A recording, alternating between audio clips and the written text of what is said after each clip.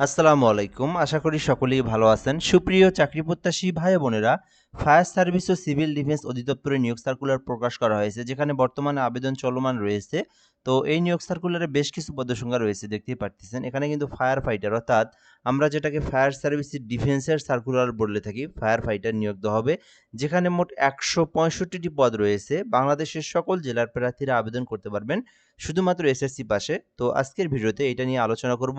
এছাড়াও এই সার্কুলারে কিভাবে আবেদন করবেন, ঘরে বসে থেকে কিভাবে আবেদন করবেন, ফায়ার সার্ভিসে নির্ভুলভাবে আবেদন করার সম্পূর্ণ প্রসেসটা আপনাদেরকে দেখায় দেবো এই ভিডিওর মাধ্যমে। তো সম্পূর্ণ ভিডিওটা ধৈর্য সহকারে শেষ পর্যন্ত দেখতে হবে আপনাদেরকে, তাহলে আপনি সকল তথ্যগুলো জানতে পারবেন। আবেদন করতে চাইলে সেটাও আপনি করতে পারবেন।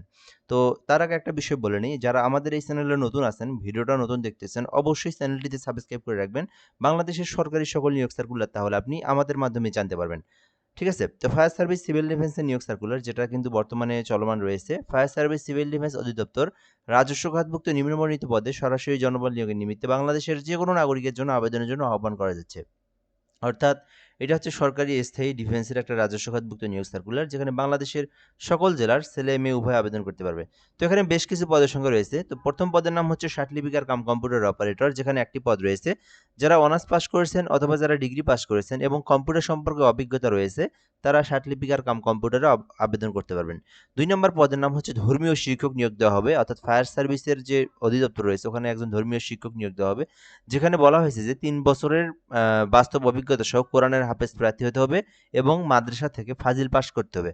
এক কথায় ফাজিল পাস, এবং যেকোনো একটা প্রতিষ্ঠানে আপনাকে ৩ বছরের অভিজ্ঞতা থাকতে হবে। হাফেজ প্রশিক্ষক অভিজ্ঞতা থাকলে আবেদন করতে পারবেন। ইঞ্জিন ড্রাইভার নিয়োগ দেওয়া হবে, মেরিন ইঞ্জিন ড্রাইভার, যেখানে একটি পদ রয়েছে। বলা হয়েছে কোনো স্বীকৃতিপ্রাপ্ত প্রতিষ্ঠান হইতে সনদধারী যারা রয়েছেন তারা আবেদন করতে পারবেন। ড্রাইভার নিয়োগ দেওয়া হবে ১৫ গ্রেডের, যেখানে মোট ১৩টি পদ রয়েছে। কমপক্ষে অষ্টম শ্রেণী পাস থাকলে আপনারা ড্রাইভার পদে আবেদন করতে পারবেন। আর এখানে বলা হয়েছে বৈধ ড্রাইভিং লাইসেন্সধারী হালকা এবং ভারী যানবাহন চালানোর অভিজ্ঞতা সম্পন্ন যারা রয়েছে তাদেরকে আবেদনের জন্য আহ্বান করা যাচ্ছে, এবং পাসপোর্ট ৪ ইঞ্চি হলে আবেদন করা যাবে। ড্রাইভার যারা আবেদন করতে চাচ্ছেন অষ্টম শ্রেণী পাশেই আবেদন করতে পারবেন, বৈধ একটা ড্রাইভিং লাইসেন্স থাকতে হবে এবং মিনিমাম পাসপোর্ট ৪ ইঞ্চি আপনার উচ্চতা থাকলে আবেদন করতে পারবেন। মোট ১৫ গ্রেডে মোট ১৩টি পদ রয়েছে। এরপরে রয়েছে অফিস সহকারী কাম কম্পিউটার মুদ্রাক্ষরিক, যেখানে কিন্তু ৯টি পদ রয়েছে। শুধুমাত্র এইচএসসি পাস করে আবেদন করতে পারবেন। যারা শুধুমাত্র এইচএসসি পাস করেছেন, কম্পিউটার অপারেটর পদে আবেদন করতে চান, করতে পারেন। ১৬ গ্রেডে নিয়োগ দেওয়া হবে। এরপরের নিয়োগ যেটা, পদসংখ্যা যেটা, এটাই কিন্তু ফায়ার ফাইটার। খুবই গুরুত্বপূর্ণ একটা পদ, এটাতেই কিন্তু বেসিক্যালি সকলে আবেদন করতে চায়। তো এই ফায়ার ফাইটার ১৭ গ্রেডের হয়ে থাকে, যেখানে মোট ১৬৫টি পদ রয়েছে, আবেদন করতে পারবেন। পুরুষ প্রার্থীদের জন্য বলা হয়েছে যে মিনিমাম এসএসসি পাস থাকতে হবে। বলা হয়েছে কোনো স্বীকৃতি বোর্ড হইতে অনন্য শ্রেণী বা সমমান, অর্থাৎ দ্বিতীয় শ্রেণীর সমমান জিপিএতে মাধ্যমিক স্কুল সার্টিফিকেট থাকতে হবে, অর্থাৎ আপনার রেজাল্টটা 2 পয়েন্টের উপরে থাকতে হবে এবং আপনাকে অবশ্যই এসএসসি পাস থাকতে হবে। ৫ ফুট ৬ ইঞ্চি উচ্চতা হলে আবেদন করতে পারবেন, এবং অবশ্যই অবিবাহিত থাকতে হবে। ঠিক আছে? আর মহিলাদের ক্ষেত্রে শুধুমাত্র এসএসসি পাস থাকতে হবে, মাত্র ৫ ফুট ৩ ইঞ্চি হলে আবেদন করতে পারবেন, আর অবিবাহিত অবশ্যই হতে হবে।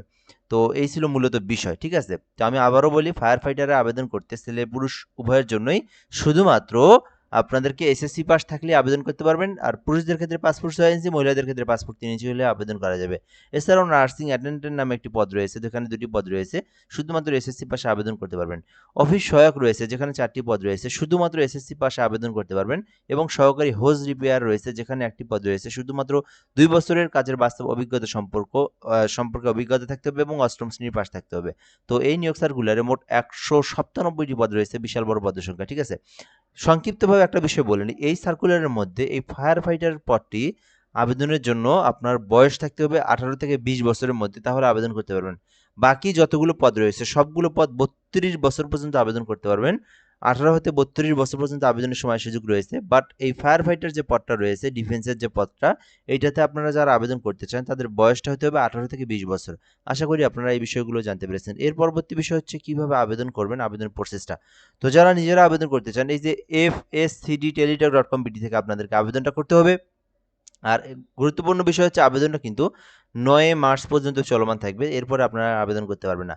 তো এফএসসিডি লিখে আপনারা গুগল অথবা ক্রোম ব্রাউজারে লিখে সার্চ করবেন, তাহলে আপনারা সরাসরি এই আবেদন ফর্মটা পেয়ে যাবেন। ঠিক আছে? অথবা আপনি চাইলে আমাদের মাধ্যমে আবেদন করে নিতে পারেন।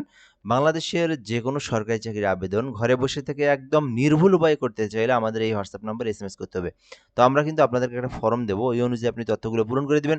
আমরা কিন্তু সুন্দরভাবে অ্যাপ্লিকেশন করে আপনাকে অ্যাপ্লিকেশন কপির পিডিএফটা আপনাকে পাঠিয়ে দেবো, ঠিক আছে? তো চাইলে আপনারা ঘরে বসে থেকে এই নাম্বারে হোয়াটসঅ্যাপে এসএমএস করে আপনারা আমাদের মাধ্যমে যোগাযোগ করে আবেদনগুলো করে নিতে পারেন, যে কোনো সরকারি চাকরির আবেদন। আচ্ছা, এরপরের বিষয়টা হচ্ছে আপনারা যারা নিজেরা আবেদন করবেন এই লিঙ্কে প্রবেশ করে আপনারা এরকম একটা ফর্ম পেয়ে যাবেন।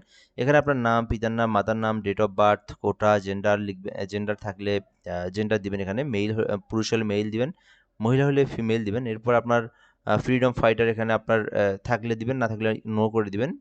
অর্থাৎ এখানে মুক্তিযোদ্ধার সন্তান যদি কেউ থেকে থাকে। এছাড়াও এখানে ফিজিক্যালি শারীরিক প্রতিবন্ধী আছেন কি নাই যদি ঠিক থাকেন এখানে নো করে দিন। তারপরে এখান থেকে ক্ষুদ্র নৃগোষ্ঠীর যে বিষয়টা আছে সাম্প্রদায়িক, তো এখানে আপনারা নো করে দিবেন। আর যারা ক্ষুদ্র নৃগোষ্ঠী তারা ইয়েস দিতে পারেন। এরপরে আপনারা এখান থেকে হাইটটা দিবেন, এখান থেকে আপনার লং যেটা আর কি, উচ্চতা যেটাকে বলে থাকি বাংলায় আমরা, তো 5 ফুট কত ইঞ্চি ওইটা আপনি সিলেক্ট করে দিবেন। কেউ 6 ফুট থাকলে 6 ফুট দিবেন। এরপরে বুকের মাপ যেটা চেস্ট মেজারমেন্ট, এটা আপনারা নর্মাল অবস্থায় যেটা থাকে এটার সমস্যা নেই, আপনারা এখানে 33-34 দিতে পারেন। বেসিক্যালি এটা আপনার মাঠে যেটা দেখে সেটাই কিন্তু তারা খাতায় উঠায় নেয়। এরপর ন্যাশনালিটি বাংলাদেশি থাকবে। এরপরে আপনার ন্যাশনাল আইডি কার্ড যে নম্বরটা আছে ওইটা বসায় দিবেন। মেরিটাল স্ট্যাটাস অবশ্যই সিঙ্গেল দিবেন। এখানে যদি বিবাহিত দিয়ে আবেদন করেন আপনার কিন্তু পরবর্তীতে কিন্তু আপনাকে আর নিবে না, ঠিক আছে? অবশ্যই সিঙ্গেল দিয়ে আবেদন করবেন। কেয়ার অফ এখানে আপনার পিতার নাম দিবেন। পিতা বেঁচে না থাকলে আপনার মাতার নাম দিতে পারেন। ভিলেজে অবশ্যই আপনার গ্রামের নাম, তারপর ডিস্ট্রিক্ট দিবেন। এখানে উপজেলাটা অটোমেটিকলি ডিস্ট্রিক্ট দিলে সিলেক্ট থাকবে, এখানে সিলেক্ট করে দিবেন। পোস্ট অফিসটা দিবেন, এবার পোস্ট কোডটা দিবেন। দেওয়ার পরে পার্মানেন্ট অ্যাড্রেস, প্রেজেন্ট অ্যাড্রেস যদি সেম হয় দিয়ে দিবেন। তো বেসিক্যালি এখানে অনেকেই কী করে যে দেখা যায় যে অল্প দিনের জন্য ভাড়া থাকে কোথাও বা কোনো মেসে থাকে পড়ালেখা করার জন্য, সেইটাও প্রেজেন্ট ঠিকানা দেয়। তো চাকরির ক্ষেত্রে এগুলো দেওয়ার প্রয়োজন নেই, যেহেতু আপনার এনআইডি কার্ড বা আপনি আপনার জন্ম সনদ যেটা আছে ওইটা অনুযায়ী কিন্তু আপনার ঠিকানাটা তারা জাস্টিফাই করে। তো এখানে আপনার সাময়িক সময়ের জন্য কোনো ভাড়া থাকা, মেসে থাকা ওইগুলোর আপনার দেওয়ার প্রয়োজন নাই। আপনারা স্থায়ী ঠিকানাটাই 2 জায়গাতে দিবেন। এরপরে মোবাইল নাম্বারটা দিবেন। এরপরে আপনার এসএসসির ফুল ইনফরমেশনটা রয়েছে, এগুলো সব তথ্য আপনারা সুন্দর করে পূরণ করে আপনারা এখানে সাবমিট করবেন। দেন আপনাদেরকে একটা ছবি লাগবে এবং স্বাক্ষর লাগবে। এগুলো দিয়ে আপনারা সাবমিট করলে আপনার আবেদনটা সম্পূর্ণ হবে, যদি আপনার বয়সটা 18 থেকে 20 বছরের মধ্যে হয়ে থাকে। সো আশা করি আপনারা অ্যাপ্লিকেশনের প্রসেসটা বুঝতে পারছেন। অ্যাপ্লিকেশন করার পর আপনাদেরকে ফি জমা দিতে হবে। তো এখানে কিন্তু মোট 65 টাকার মতো লাগবে, যেহেতু আপনার 2টা এসএমএস ব্যাপার আছে। 2টা এসএমএস আবার 6 টাকা কেটে নেয়। তো এই সমতুল্য টাকা রিচার্জ করে আপনারা এখানে পেমেন্ট করবেন। পেমেন্ট করার প্রসেসটা হচ্ছে এফএসসিডি লিখে আপনারা ইউজার আইডি লিখবেন। আপনারা যে টেলিটক সিমের নম্বর 163 নাম্বার সেন্ড করে দিবেন। পরবর্তীতে পিন নাম্বার দিয়ে 163 নাম্বার সেন্ড করে দিলে আপনার পেমেন্টটা কিন্তু সাকসেসফুলি সম্পূর্ণ হয়ে যাবে। তো আশা করি আপনারা বুঝতে পেরেছেন। যারা আবেদন করবেন নিজেরা আবেদন করলে করতে পারেন, আর আমাদের থেকে আবেদন করে নিতে চাইলে এই নাম্বারে হোয়াটসঅ্যাপে যোগাযোগ করে আবেদন করে নিতে পারেন। তো আশা করি বুঝতে পেরেছেন। তো ভিডিওটা এ পর্যন্তই। ধন্যবাদ, ভালো থাকবেন। এরকম নিত্য নিত্য নিয়োগ সার্কুলারগুলো জানতে অবশ্যই আমাদের চ্যানেলটা সাবস্ক্রাইব করে যুক্ত থাকবেন। আসসালামু আলাইকুম।